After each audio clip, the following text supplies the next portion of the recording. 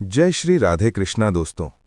किसी से बदला लेना बहुत आसान होता है, लेकिन किसी के किए हुए एहसान का बदला चुकाना सबसे कठिन काम होता है। जो लोग विपत्ति में आपका साथ देते हैं, उन्हें भूल जाना सबसे बड़ा अधर्म है।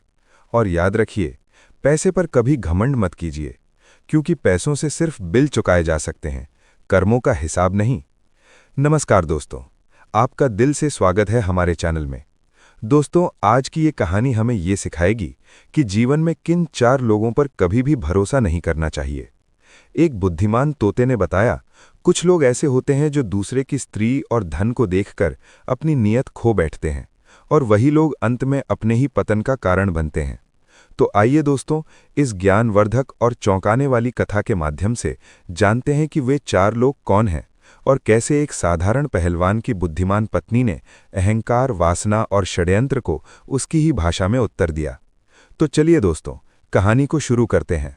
एक गांव में एक धर्मपाल नाम का किसान रहता था। उस किसान के 4 पुत्र थे।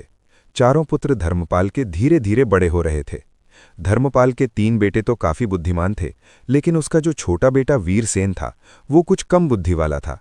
लेकिन उसमें एक विशेषता थी कि वो जितना ही कम बुद्धि वाला था, उतना ही उसका शरीर बलशाली था, तगड़ा और तंदुरुस्त था। उस किसान के दिमाग में एक विचार आया कि मेरे तीनों बेटे तो काफी बुद्धिमान हैं, वे अपना जीवन किसी न किसी तरह से काट लेंगे, लेकिन मेरा छोटा पुत्र कम बुद्धि वाला है, उसकी जीविका के लिए मुझे बड़ी चिंता हो रही है। फिर काफी सोच विचार के बाद वो इस नतीजे पर पहुंचा कि क्यों न मैं अपने इस छोटे पुत्र को पहलवानी सिखा दूं। वैसे भी इसका शरीर देखने में पहलवानों जैसा है। अब तो उस किसान ने अपने छोटे पुत्र को पहलवानी करवाना शुरू कर दिया। उसे बहुत अच्छी अच्छी पहलवानों की खुराक मिलती थी। अब तो किसान का छोटा पुत्र बहुत जल्दी ही बड़ा ताकतवर हो गया। प्रतिदिन कसरत करता था, दौड़ लगाता था और पहलवानी के जो गुण थे उन्हें सीखता रहता था। वो हर दिन नए नए दांव पेंच सीखता था। इस प्रकार धीरे धीरे समय निकलता गया। धर्मपाल ने अपने बड़े तीनों पुत्रों का विवाह कर दिया। जब किसान के पुत्रों का विवाह हो गया, तो 3 पुत्रों की जो स्त्रियां थीं, वो भी किसान के छोटे बेटे से दिन रात जलने लगीं। मन में सोचने लगीं कि ये छोटा वाला देवर कुछ काम धाम तो करता नहीं है, पूरे दिन पहलवानी करता है और अच्छी अच्छी चीजें खाता रहता है, और हम और हमारे पति तीनों काम धंधे में लगे रहते हैं और ये बैठे बैठे मौज उड़ाता है। यही सोचकर धर्मपाल की तीनों बहुओं ने अलग होने के लिए विवाद खड़ा कर दिया। जब अलग होने की जिद करने लगी, तो किसान ने मन में सोचा कि अब मुझे अपने छोटे पुत्र का भी विवाह कर देना चाहिए। यही सोचकर उस किसान ने एक बड़ी सुंदर और विद्वान कन्या की तलाश की और उस कन्या के साथ अपने छोटे पुत्र का विवाह संपन्न करा दिया। उस पहलवान वीरसेन की पत्नी इतनी सुंदर थी कि उस पूरे क्षेत्र में कोई भी स्त्री उसके समान सुंदर नहीं थी, और सुंदर होने के साथ साथ वो बड़ी विद्वान थी। उसे 14 विद्याओं का ज्ञान था। अब विवाह होने के बाद चारों पुत्रों को किसान ने अलग अलग कर दिया, ताकि घर में किसी बात को लेकर विवाद न हो। जब चारों बेटे अलग अलग हो गए, तो किसान के 3 बड़े बेटे काफी बुद्धिमान थे, इसीलिए वे तीनों अच्छी तरह से कमाने खाने लगे। वे हर काम जानते थे, खेती में भी खूब मेहनत करते थे, इसीलिए उनका समय बहुत अच्छे से चल रहा था। परंतु जो पहलवान था, उसका तो वही काम था, अच्छा अच्छा खाना और प्रतिदिन पहलवानी करना। अब तो बहुत जल्दी ही उसके ऊपर कंगाली आने लगी। उसकी पत्नी उससे दिन रात लड़ने लगी और कहती थी कि तुम कोई काम नहीं करते हो, दिन भर खाली पड़े रहते हो, खाने को अच्छा अच्छा चाहिए, इस तरह से हमारा गुजारा कैसे होगा। अब तो दोनों पति पत्नी में विवाद होने लगा। उसकी पत्नी जो थी, वो काफी बुद्धिमान थी। एक दिन वो अपने पति से बोली कि तुम ऐसा करो, इस देश के महाराज अभय सिंह के पास जाओ और महाराज से कहना कि मुझे नौकरी दे दो। तो पहलवान कहने लगा कि ये तुम क्या कह रही हो, मैं तो कोई काम नहीं जानता हूं, केवल कुश्ती लड़ सकता हूं और भोजन कर सकता हूं, और कोई काम तो मुझे कुछ आता ही नहीं है। तो महाराज के यहाँ मुझे नौकरी कैसे मिल जाएगी, और मिल भी जाएगी तो मैं वहां क्या काम करूंगा। तब वो पत्नी कहने लगी कि तुम इस बात की चिंता मत करो कि मैं कुछ नहीं जानता, मैं जो कहती हूं वो तुम करो। मेरे कहने से तुम महाराज के पास जाओ और महाराज से कहना कि मुझे लखटकिया की नौकरी चाहिए। पहलवान अपनी पत्नी की बात सुनकर उदास मन से महाराज के दरबार को चल देता है। जब महाराज के दरबार में पहुंचा, तो महाराज ने देखा कि बड़ा बलवान, पहलवानों जैसा शरीर वाला एक आदमी मेरे दरबार में आया है। महाराज समझ गए कि शायद यह व्यक्ति नौकरी की तलाश में आया होगा। महाराज ने उससे पूछा, आप किस लिए आए हैं। तो वो कहने लगा, महाराज मुझे नौकरी चाहिए। महाराज ने पूछा, अच्छा ठीक है, आप हमें बताओ कि आप करोगे क्या, आप क्या कर सकते हो। तब वो पहलवान कहता है, महाराज, जो काम आपसे नहीं होगा, जो काम आपकी सेना से नहीं होगा, किसी कुटिल देव से नहीं होगा, वो काम मैं करूंगा, परंतु इसके बदले में मैं आपसे 1,00,000 रोज का वेतन लूंगा। महाराज कहने लगा, तो अच्छा, लखटकिया की नौकरी करोगे? वो पहलवान कहने लगा, जी महाराज। महाराज ने अपने मंत्रियों से विचार विमर्श किया और कहा, देखो तो जरा, क्या हमसे पहले कभी किसी महाराज ने किसी लखटकिया को नौकरी पर रखा है या नहीं? अब तो महाराज के कुटिल देव ने जब पुराने दस्तावेजों में देखा तो उन्हें पता चला कि महाराज के पिता ने ही एक लखटकिया को रखा था। कुटिल देव कहने लगा, महाराज, आपके पिताजी ने एक लखटकिया को रखा था। महाराज, आपके पिता ने भी एक लखटकिया को नौकरी पर रखा था। अपने कुटिल देव की बात सुनकर महाराज ने कहा, तो ठीक है, हम भी अपने यहाँ एक लखटकिया को रखते हैं। यही सोचकर महाराज ने उस पहलवान को लखटकिया के रूप में अपने यहाँ नौकरी दे दी। लखटकिया कहने लगा, तो ठीक है महाराज, आप मुझे रहने के लिए कोई अच्छा सा कमरा दे दीजिए। जब भी कोई ऐसा काम पड़ेगा जो आपसे ना हो, आपकी सेना से ना हो, आपके किसी कुटिल देव से ना हो, तो आप खबर भेजकर मुझे बुलवा लेना। महाराज ने उस पहलवान को अपने यहाँ जो शाही बाग था उसमें रहने को कह दिया। उस शाही बाग में एक बहुत सुंदर महल बना हुआ था। महाराज ने कहा, हे लखटकिया, तुम इस महल में आराम से रह सकते हो। जब मुझे आवश्यकता पड़ेगी तो मैं आपको बता दूंगा। उसी दिन से वो पहलवान 1,00,000 वेतन रोज पाने लगा। रहने के लिए उसे महाराज की तरफ से एक महल भी मिल गया। अब तो वो पहलवान बड़े ही आराम से उस राजसी महल में रहने लगा। प्रतिदिन पहलवानी करता था, बगीचे में घूमता था और आराम से सो जाता था। धीरे धीरे यूं ही कुछ वक्त बीत जाता है। एक दिन महाराज और उसके कुटिल देव पहलवान से कहने लगे, आज तुम हमें अपने घर लेकर चलो, हम देखना चाहते हैं कि तेरा घर कैसा है। अब तो वो पहलवान महाराज के आदेश को टाल ना सका। वो कुटिल देव और महाराज को लेकर अपने गांव के लिए चल देता है। पहलवान महाराज और कुटिल देव को अपने घर बुला लाता है। पहलवान की पत्नी बड़ी सुंदर थी और बड़ा ही स्वादिष्ट भोजन बनाती थी। उसने देखा कि महाराज और कुटिल देव हमारे घर आए हैं, तो उसने बड़ा ही स्वादिष्ट भोजन बनाया और उन्हें अपने हाथों से परोसा। महाराज की नज़र पहलवान की पत्नी पर चली गई। पहलवान की पत्नी तो सुंदर थी ही, इतनी सुंदर थी कि महारानी पद्मावती भी उसके सामने कुछ नहीं थी। महाराज ये देखकर आश्चर्य में पड़ गया। भोजन करने के बाद महाराज और कुटिल देव वापस चले आए। अब महाराज कुटिल देव से कहने लगा, कुटिल देव, इस पहलवान की पत्नी कितनी सुंदर है, हमारी महारानी भी इतनी सुंदर नहीं है। तब कुटिल देव ने कहा, हाँ महाराज, सुंदर तो है, परंतु क्या किया जाए, ये तो अपना अपना नसीब है। किसी के नसीब में सोना है तो किसी के नसीब में मिट्टी भी नहीं। महाराज बोला, कुटिल देव, मुझे ये बताओ कि हम इसकी पत्नी को पाना चाहते हैं। किस तरह से हम इसकी पत्नी को अपनी पत्नी बना सकते हैं, हमें क्या करना चाहिए? दोस्तों कहते हैं, महाराज, योगी, अग्नि, जल, इनकी उल्टी रीत है, इनसे हमेशा बचकर चलो। महाराजों के उल्टे नियम होते हैं।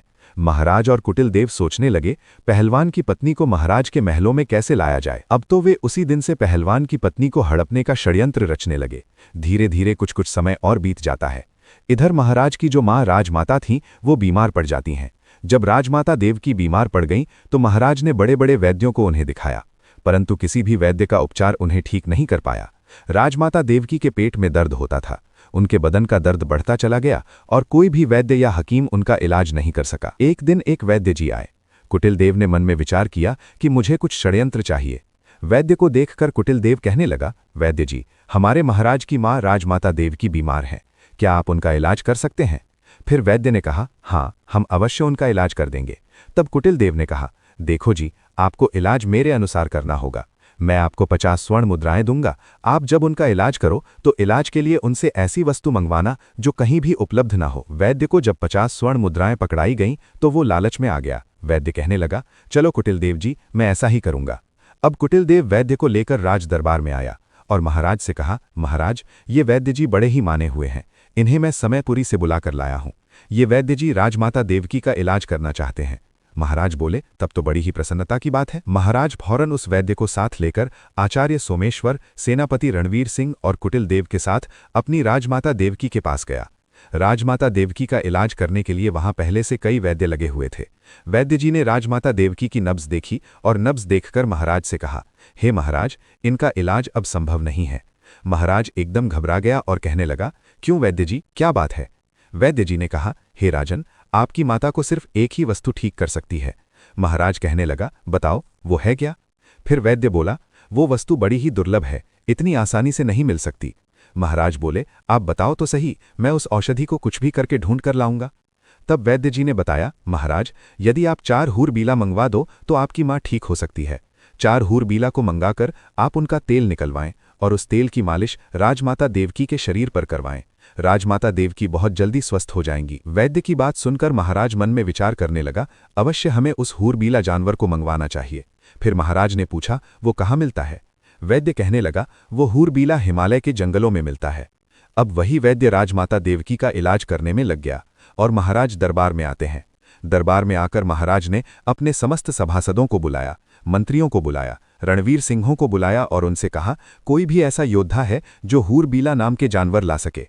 ये बात सुनकर कुछ समझदार व्यक्ति कहने लगे, महाराज, ये हूरबीला क्या होता है?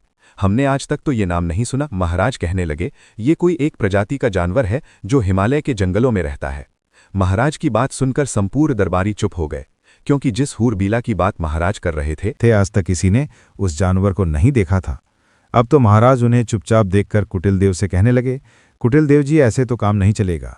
राजमाता देवकी को बचाने के लिए हमें हूरबीला जानवर को लाना ही होगा। फिर कुटिलदेव कहने लगा, महाराज, ये बड़ा अच्छा मौका है। जो पहलवान हमारे यहाँ 5 महीने से केवल बैठे बैठे तनख्वाह ले रहा है, वो किस दिन काम आएगा? क्यों ना ये हूरबीला उसी से मंगाया जाए। आप उसे बुलाकर उससे कहें कि वो 2 महीने के अंदर हूरबीला को लाकर दे, नहीं तो उसे फांसी पर चढ़ा दिया जाएगा। कुटिलदेव ने कहा, महाराज, इस तरीके से वो हूरबीला को लेने जाएगा। अगर वो ले आता है तब तो ठीक है, राजमाता देवकी बच जाएगी। अगर वो मर जाता है तो और भी अच्छी बात है, उसकी पत्नी फिर आपके लिए रह जाएगी, आप उसे राजमहल में ले आना। महाराज की नीयत तो पहले से ही पहलवान की पत्नी पर थी। महाराज कहने लगा, वाह कुटिलदेव, क्या अच्छा सुझाव दिया है। पहलवान अभी हूरबीला नहीं ला सका तो हम उसको फांसी पर चढ़ा देंगे, क्योंकि वो 5 महीने से लाख टका रोज ले रहा है।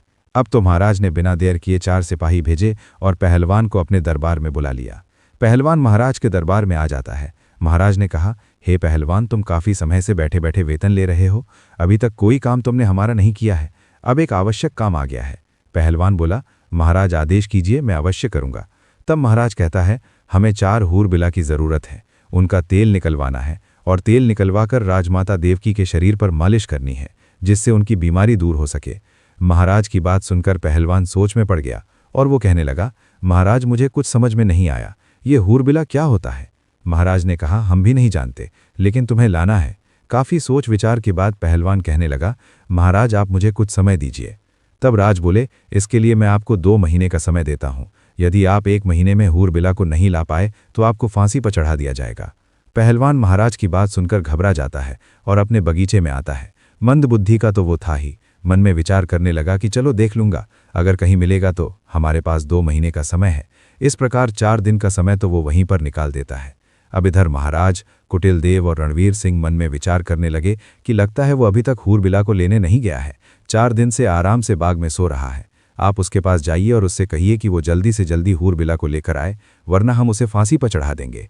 ये बात सुनकर महाराज कहने लगे, ठीक है, मैं जाता हूँ और देखता हूँ कि वो अभी तक क्यों नहीं गया है। ऐसा विचार करके महाराज उस पहलवान के घर पर जाते हैं। पहलवान ने ये बात अपनी पत्नी को कभी नहीं बताई थी। पहलवान की पत्नी बड़ी विद्वान थी। उसने अपने आंगन में 100 हाथ गहरा कुआं खुदवा रखा था और कुएं के ऊपर एक खाट बिछा रखी थी। उस खाट को उसने कच्चे सूत से बनवाया था और उसके ऊपर एक बहुत सुंदर मखमली बिस्तर लगा दिया था। ने दरवाज़ा खटखटाया और आवाज़ लगाई तो पहलवान की पत्नी ने आकर दरवाज़ा खोला। द्वार पर महाराज को देखकर वो कहने लगी, महाराज, आप। पहलवान की पत्नी ने महाराज का बड़ा स्वागत किया और कहने लगी, महाराज, आप यहीं बाहर विराजिए, मैं आपके लिए भोजन लेकर आती हूँ। मेरे पति इस समय घर पर नहीं है।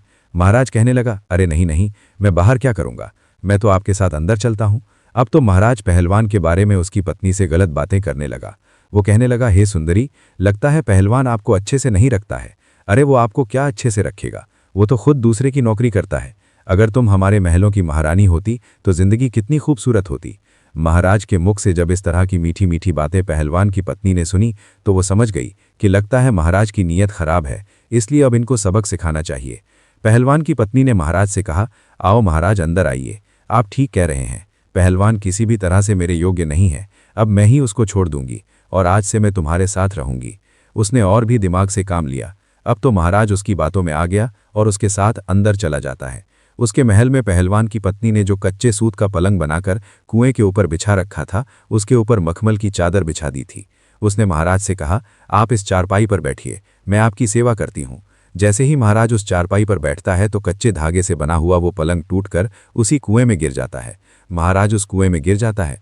महाराज सोचने लगे कि ये क्या हुआ, अब तो मैं फंस गया। इधर महाराज नीचे गिर जाते हैं और उधर पहलवान बड़े आराम से समय पास कर रहा था। जब सुबह हुई तो पहलवान की पत्नी ने अपने देवर जेठ के पुत्रों को बुलाया। उनके कई पुत्र थे। उन्हें बुलाया और कहा, मैं आपको 2 स्वर्ण मुद्राएं दूंगी, इसमें एक व्यक्ति है, उसे बाहर निकालो। उन पुत्रों ने उस महाराज को बाहर निकाला। तब पहलवान की पत्नी ने आदेश दिया कि इसको बांधकर इसके ऊपर 60 कोड़े लगाए जाएं। अब तो पहलवान की पत्नी के आदेश पर महाराज को 60 कोड़े लगाए गए और कहा, इसको वापस इसी कुएं में डाल दीजिए। उन पुत्रों ने वापस उसको कुएं में डाल दिया। पहलवान की पत्नी ने कहा, एक मटके में पानी और 2-2 रोटी इस कुएं में नीचे रख दो। रस्सी की सहायता से रोटी और पानी भी कुएं में पहुंचा दिया। अब तो रोजाना महाराज के साथ वैसा ही वैमय किया जाता था।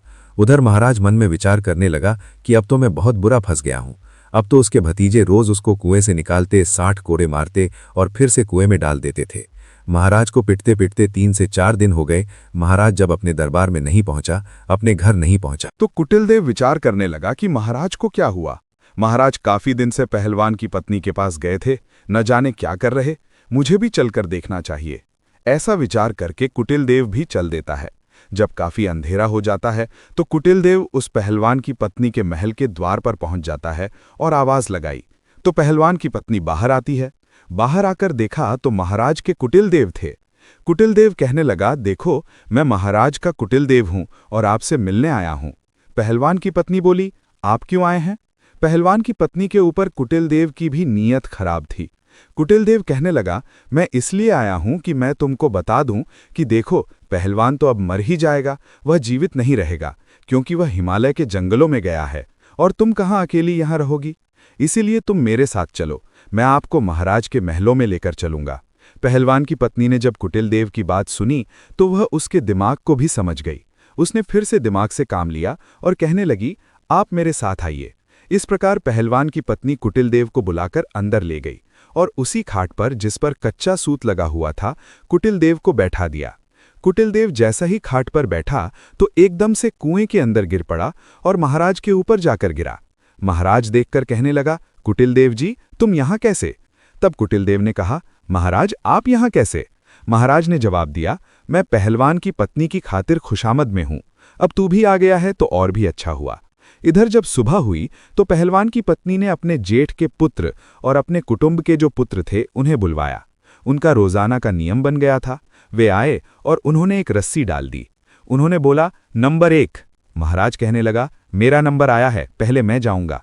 इस प्रकार वह महाराज को रस्सी पकड़वाकर ऊपर चढ़ा लेते हैं और उसे खंबे से बांध देते हैं। फिर दूसरा रस्सा डाला और बोले, नंबर 2। तो कुटिलदेव भी ऊपर आ गया, उसे भी खंबे से बांध दिया। फिर उनको 50-50 कोड़े लगाए। फिर से उसी कुएं में डाल दिया गया और कहा, इनको 1 मटका पानी और 4 रोटी नीचे पहुंचा दो। एक रस्सी की सहायता से रोटी और पानी कुएं में नीचे पहुंचा दिया। अब तो महाराज और कुटिलदेव के साथ प्रतिदिन 50-50 कोड़े बरसने लगे। उनको रोजाना कोड़ों की मार पड़ने लगी। महाराज और कुटिलदेव दोनों के शरीर से चमड़ी उतर गई थी। इसी तरह से 12 दिन निकल जाते हैं।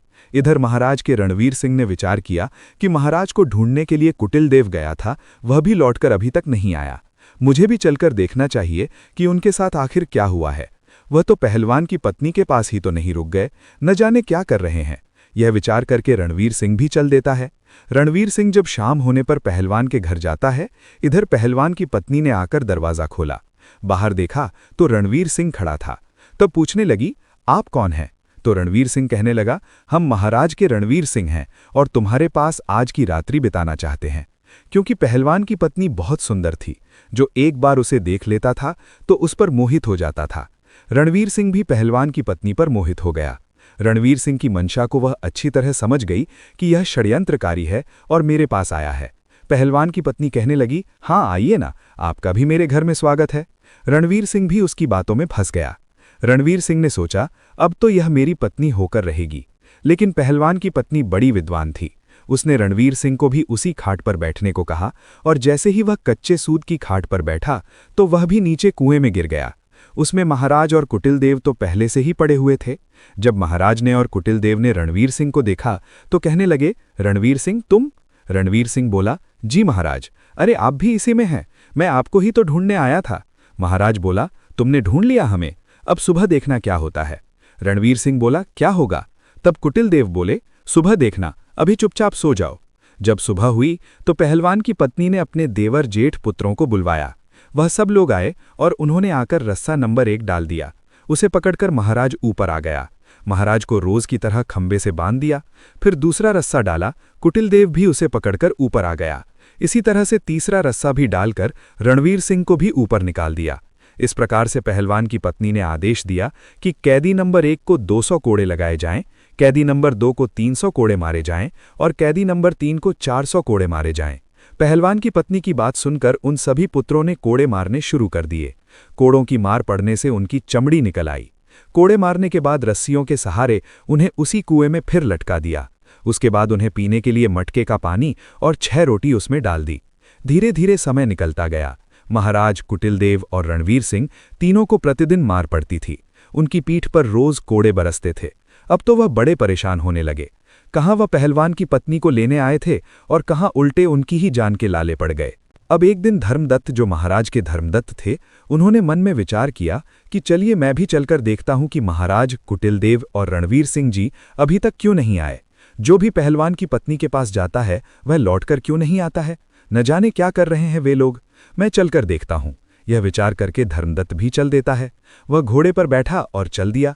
धर्मदत्त ने मन में विचार किया कि मैं चलकर देखता हूं कि महाराज, रणवीर सिंह और कुटिलदेव तीनों पहलवान की पत्नी के पास रुककर क्या कर रहे हैं।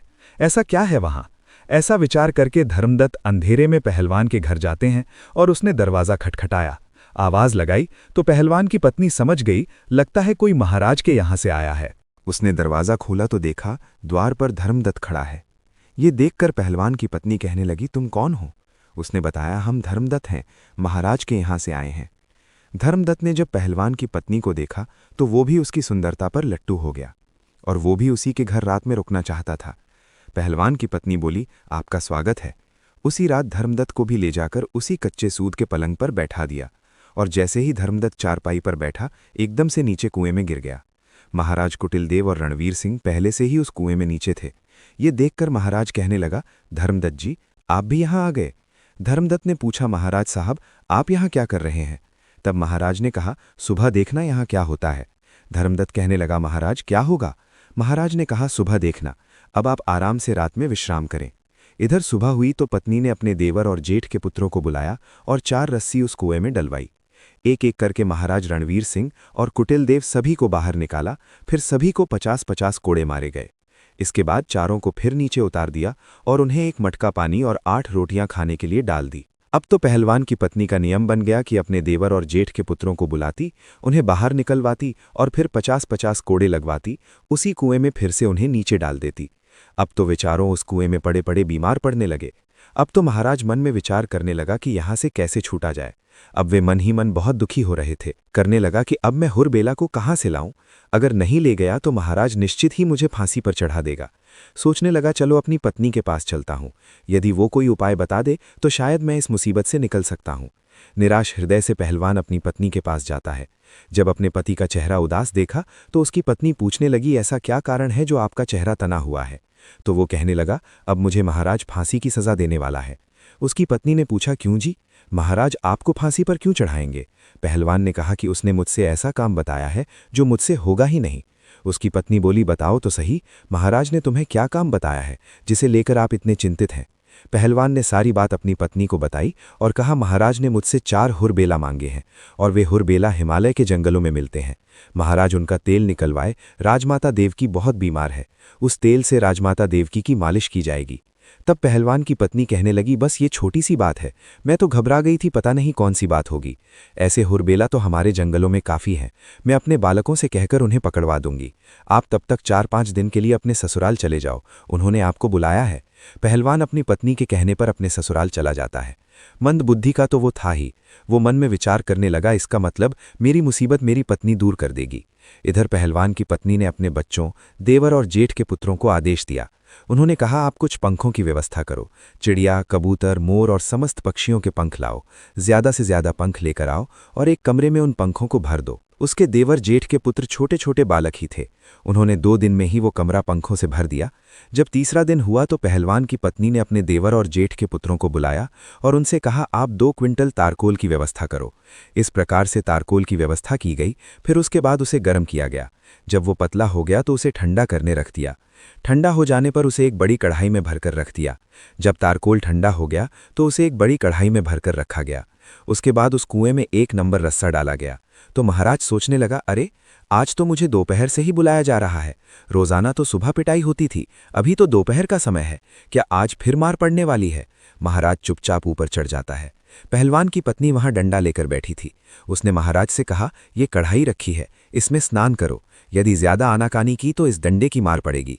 महाराज चुपचाप डर के मारे उस तारकोल से भरी कढ़ाई में घुस जाता है। जब वो बाहर निकला तो संपूर्ण शरीर पर तारकोल लिपट गया। पहलवान की पत्नी बोली, इस कमरे में जाइए और इसमें आराम से लेट जाइए। महाराज को उस कमरे में भेज दिया गया जिसमें हजारों पक्षियों के पंख पड़े थे। महाराज जैसे ही उस कमरे में लेटा तो पक्षियों के सारे पंख उनके शरीर से चिपक गए। महाराज जैसे ही उस कमरे में लेटे तो पूरे शरीर से पंख ही पंख चिपक गए। इसके बाद महाराज को एक लोहे के खूंटे से बांध दिया। इस तरह से नंबर 2 रस्सा डाला गया। कुटिल देव को बुलाया गया। कुटिल देव सोचने लगा, अब मुझे बुलाया जा रहा है। महाराज साहब अभी तक नीचे नहीं आए, हो सकता है उन्हें छोड़ दिया हो। लगता है आज हम सबको रिहा किया जा रहा है। तो कुटिल देव बड़ी जल्दी जल्दी ऊपर चढ़कर आता है। ऊपर चढ़कर जब आया तो देखा कि पहलवान की पत्नी डंडा लेकर बैठी हुई है। कुटिल देव से कहा, चलो इस कढ़ाई में स्नान करो। कुटिल देव गिड़गिड़ाया, परंतु पहलवान की पत्नी ने उसे बलपूर्वक उस कढ़ाई में गिरा दिया। जैसे ही कढ़ाई में कुटिल देव जी गिरे तो वो भी कोलतार में पूरी तरह से नहा गए। संपूर्ण शरीर काला हो गया, पूरे शरीर पर तारकोल चिपक गया। फिर उसके बाद कुटिल देव को भी उसी कमरे में भेजा गया जिसमें पंख पड़े हुए थे और उनसे लेटने को कहा गया, जाकर उस कमरे में सो जाओ। जैसे ही कुटिल देव उस कमरे में जाकर लेटा तो पूरे शरीर पर उसके पक्षियों के पंख चिपक गए। मुंह पर, कान पर कहीं भी कुछ दिखाई नहीं देता था। इसके बाद उन्हें भी एक दूसरे खूंटे से बांध दिया। इसी तरह से चारों को निकाला गया और तारकोल में स्नान कराया। उसके बाद कमरे में भेजकर उन्हें लिटाया गया। चारों के शर से पक्षियों के पंख चिपक गए। फिर चारों को अलग अलग लोहे के खूंटे से बांध दिया गया। इस प्रकार से जब 4 दिन बीत गए, उधर वो पहलवान अपने ससुराल से लौट कर आता है और आकर अपनी पत्नी से कहता है, अब बताओ कि वो हुबला कहाँ है। मुझे महाराज से डर लग रहा है। 2 महीने का समय पूरा होने वाला है, नहीं तो महाराज मुझे पूरे परिवार सहित फांसी दे देगा। तब उसकी पत्नी बोली, आप इतना क्यों घबरा रहे हो? देखो, मैंने पहले ही आपकी व्यवस्था कर दी है। चारों हूर बिला अंदर बंधे हैं। पहलवान ने देखा कि बड़े ही विचित्र 4 जानवर बंधे थे। देखने में इंसान जैसे लग रहे थे। शरीर काला था, जगह जगह पर पूरे शरीर में रंग बिरंगे भांति भांति के पंख लगे हुए थे। अब तो पहलवान बड़ा प्रसन्न होता है। पहलवान की पत्नी बोली, आप इन्हें ले जाइए और एक डंडा लेकर जाना। यदि इनमें से कोई भी रास्ते में उत्पात करता है तो उसे दंड से पिटाई कर देना। ये बड़े सीधे हैं, चुपचाप चले जाएंगे। पहलवान प्रसन्न मुद्रा में चारों को पकड़कर उन्हें लेकर चल देता है और अपने हाथ में एक बड़ा सा डंडा लेकर उनके पीछे पीछे चलता है। इधर कुटिल देव और महाराज विचार करने लगे कि यदि हम इससे भागने की कोशिश करेंगे तो ये बड़ा पहलवान है, हमें उठा उठाकर पटक देगा और हमें मार भी सकता है। इसीलिए चुपचाप इसके साथ चलने में ही भलाई है। जब पैदल उन्हें लेकर आया तो अपने बगीचे में आ गया। शाम का वक्त था। मन में विचार करने लगा कि इन्हें सुबह महाराज के दरबार में पेश करूंगा। अब मैं आराम से सो जाता हूं। उन चारों को एक कोठरी में बंद कर देता है और एक कमरे में बंद कर दिया। अब महाराज, कुटिल देव, धर्मदत्त और रणवीर सिंह विचार करने लगे कि यदि सुबह पहलवान ने हमें दरबार में पेश किया तो फिर महारानी हमारा तेल निकलवा लेगी, क्योंकि उन्हें भी शीघ्रता है राजमाता देवकी को ठीक कराने की। आचार्य सोमेश्वर कल ही हमारा तेल निकलवा देंगे, अर्थात अब हमारी मृत्यु निश्चित है। इसलिए कोई उपाय कीजिए। यदि तेल भी नहीं निकलवाया तो संपूर्ण शहर में हमारी हंसी हो जाएगी। तो महाराज कहने लगे, इस कमरे से गुप्त सुरंग हमारी महारानी के महल तक जाती है। आप ऐसा कीजिए, इस पत्थर को उठाइए और मुझे उस सुरंग में उतार दीजिए। उन चारों ने जोर लगाकर पत्थर उठाया और महाराज को सुरंग से नीचे उतार दिया। महाराज सुरंग के माध्यम से अपने महलों में पहुंच जाते हैं। महाराज ने महल में जाकर के आवाज लगाई और महल में से जब महारानी ने निकलकर देखा तो महाराज को देखकर वो एकदम से घबरा गई, क्योंकि महाराज का तो विचित्र रूप था। उनके शरीर पर पंख ही पंख लगे हुए थे। ऐसा जानवर या आदमी उसने आज तक नहीं देखा था। महारानी चीख पड़ी। महारानी की आवाज सुनकर नौकर चाकर, दास दासियां और कुछ सैनिक वहां इकट्ठे हो जाते हैं। सबने मिलकर महाराज की बहुत पिटाई की। कहने लगे, मारो, जाने कौन सा जानवर आ गया है। महाराज चिल्ला चिल्ला कर कह रहे थे, मुझे मारो मत, मैं महाराज हूं। लेकिन वहां महाराज की कोई नहीं सुन रहा था। पीटने के बाद महाराज की आवाज महारानी पहचान लेती है।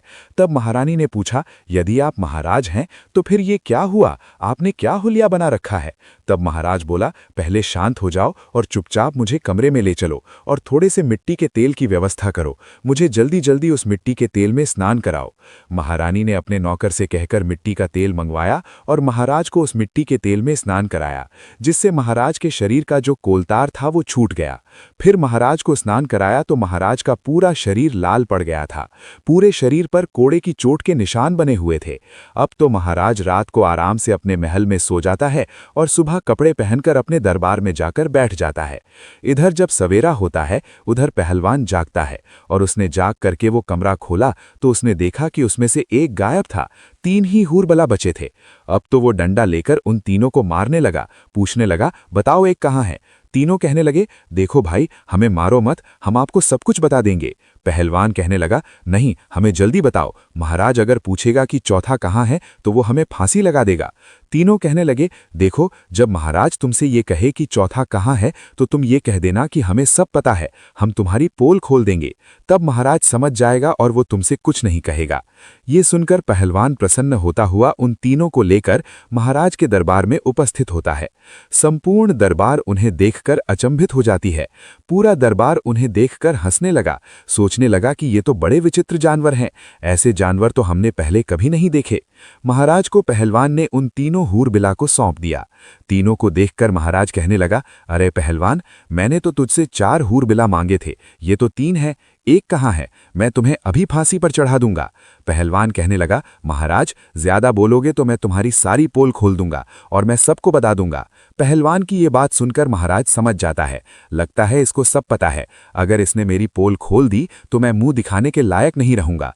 महाराज ने चुपचाप उन तीनों को ले लिया और चुपके से उन्हें उनके घर भेज दिया और कहा कि जल्दी जल्दी स्नान करके साफ सुथरे हो जाओ। वे तीनों अपने अपने घर गए और मिट्टी के तेल में स्नान करके साफ होते हैं। उसके बाद राजसी वस्त्र पहनकर अपने रूप में आते हैं और आपस में विचार करने लगे, अगर हम पहलवान की पत्नी की पाने की इच्छा न करते तो शायद हमारे साथ ऐसा नहीं हुआ होता।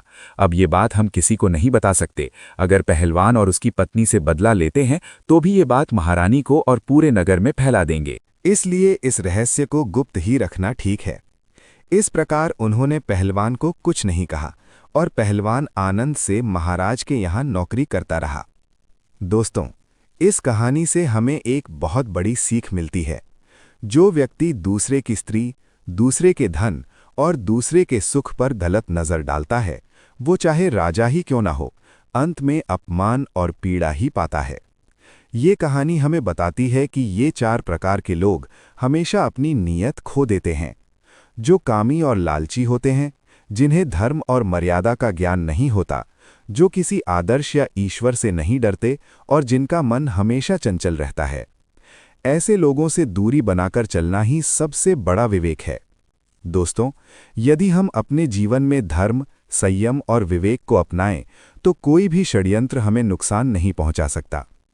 आपने आज की इस कहानी से क्या सीखा, हमें कमेंट में ज़रूर बताइए। और अगर ये कथा आपको ज़रा सी भी पसंद आई हो तो इसे उस व्यक्ति के साथ ज़रूर शेयर कीजिए जिसे इस सीख की आवश्यकता है। चैनल को सब्सक्राइब करना ना भूलें ताकि ऐसी ही नई नई प्रेरणादायक कहानियाँ आप तक सबसे पहले पहुँच सकें। तो दोस्तों, फिर मिलेंगे एक नई कहानी और एक नई सीख के साथ। तब तक के लिए अपना ख्याल रखिए, धर्म के मार्ग पर चलिए। हर हर महादेव।